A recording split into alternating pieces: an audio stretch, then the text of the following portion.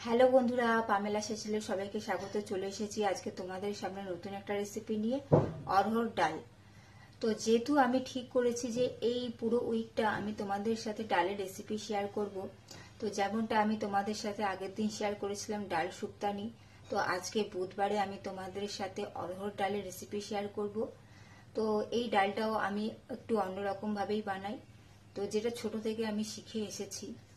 তো তোমরা কেমন ভাবে বানাও সেটা আমাকে অবশ্যই জানাবে। আর তোমাদের যদি আমার আজকের ভিডিও ভালো লাগে তাহলে অবশ্যই লাইক কমেন্ট করো, এবং তোমরা যারা নতুন, যারা এখনো আমার চ্যানেলটি সাবস্ক্রাইব করোনি, তারা অবশ্যই আমার চ্যানেলটি সাবস্ক্রাইব করে আমার পাশে থেকো। তো চলো তাহলে আর কথা বাড়াবো না, তো রান্নাটা তোমরা দেখে নাও অরহর ডাল আমি কিভাবে বানাই। তো তোমরা একবার এইভাবে ট্রাই করো, তোমাদেরও ভালো লাগবে। তো চলো তাহলে দেরি না করে শুরু করি।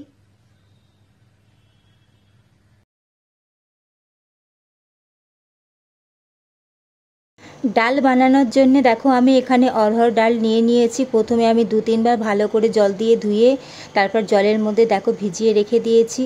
মিনিমাম 30 মিনিট আমি এটা ভিজিয়ে রাখবো। মিনিমাম কিন্তু 30 মিনিট এটা ভিজিয়ে রাখতেই হবে। এরপর ভেজানোর পর আমি এটা সেদ্ধ করে নেব প্রেসার কুকারে। তোমরা চাইলে কড়াতেও সেদ্ধ করে নিতে পারো। আমি প্রথমে হাই ফ্লেমে একটা সিটি দেব, তারপরে আমি গ্যাসের ফ্লেমটা লোতে করে 3-4টে সিটি আরও দিয়ে দেব।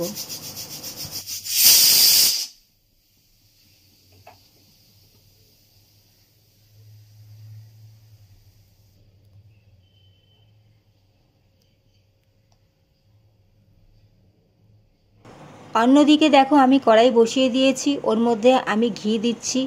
এই ডালটা সবসময় আমরা ঘিতেই বানাই। ছোটবেলা থেকেই শিখে এসেছি মায়ের কাছে, অরহর ডাল বানাতে গেলে ঘি দিতে হয়, না হলে মাথার ঘিলু শুকিয়ে যায়। আমি জানি না কথাটার মধ্যে কতটা সত্য আছে, তবুও মাকে আমি একবার জিজ্ঞেস করেছিলাম, কিন্তু মাকে আবার আমার দিদিমা শিখিয়েছিলেন, কিন্তু আজকে যাচাই করার জন্য আমার দিদিমা নেই।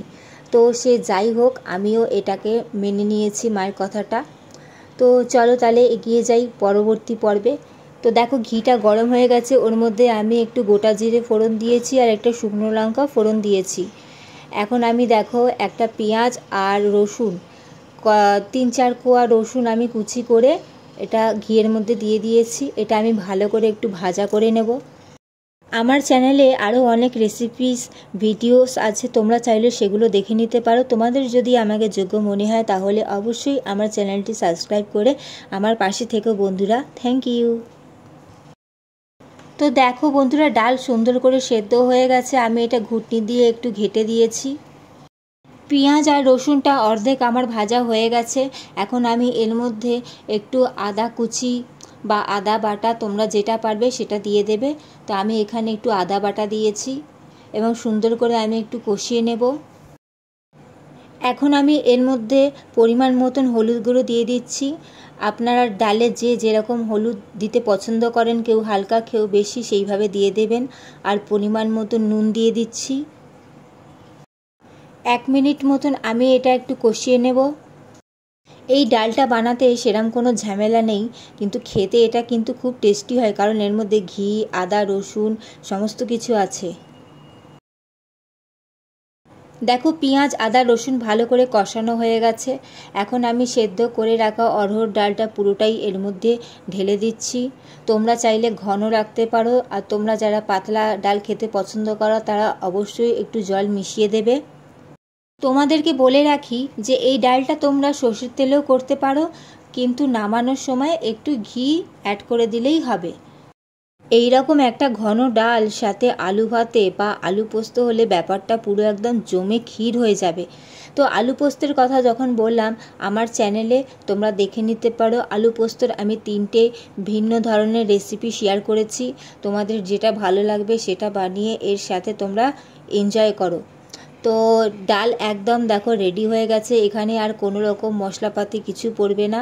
ডাল পুরো রেডি হয়ে গেছে, সুন্দরভাবে ফুটে গেছে। কেমন লাগলো আজকের আমার এই অরহর ডালের রেসিপি, অবশ্যই সেটা আমাকে লাইক কমেন্ট করে জানাবে। তোমরা যারা নতুন, যারা এখনও আমার চ্যানেলটি সাবস্ক্রাইব করোনি, তারা অবশ্যই সাবস্ক্রাইব করে আমার পাশে থেকো। তোমরা যদি আমার পাশে থাকো তাহলে আমাকেও তোমাদের পাশে পাবে। চলো তাহলে আজকে আসি, দেখা হচ্ছে আবার খুব তাড়াতাড়ি অন্য কোনো রেসিপি নিয়ে তোমাদের সাথে। ততক্ষণ তোমরা ভালো থেকো, সুস্থ থেকো।